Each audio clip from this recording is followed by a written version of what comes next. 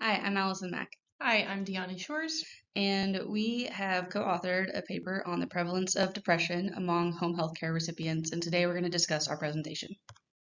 More than 15 million Americans receive home health care for a variety of different reasons, and this population includes a variety of different demographics. The benefits of this include being able to retain their independence in their own home and less cost than inpatient facilities. One important consideration that has been understudied is the prevalence and treatment of depression in this population. Given the impact of depression on the quality of life of those who receive home health care, we decided to focus on two specific objectives. The first objective was to determine the association of depression among people who utilize home health care across various socio-demographic variables. The second is to determine if there are differences in the level of depression depending upon the disease process on which they had. We conducted a cross-sectional analysis on NHIS data from the years of 2019 to 2022. Our analysis included individuals who answered yes to the inquiry of their utilization of home health services.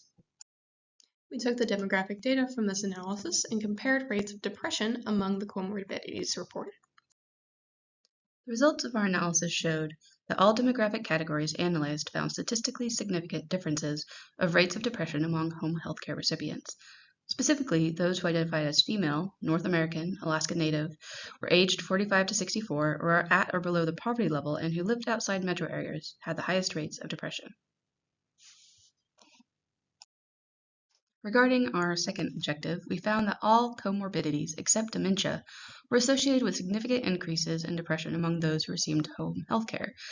This included those with stroke, cancer, COPD, and cardiac heart disease. We suspect that the difference in measured levels of depression among those who had dementia was influenced by at least two factors. One, mental health is integrated into the treatment of dementia, and two, measuring depression amongst those who have dementia is a challenge due to the nature of the disease. We would like to acknowledge and recognize that this analysis has several limitations. One, the NHIS phone-based survey from which we got our data is based upon self-reporting and therefore may be subject to response or social desirability bias.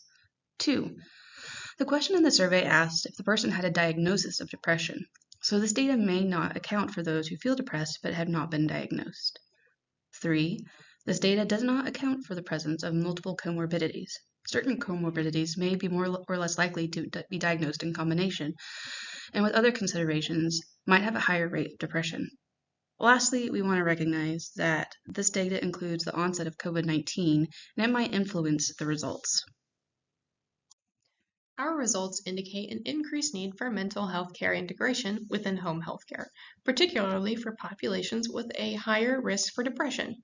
Implementing mental health care into home health care should begin with increased training and funding to these existing home health systems.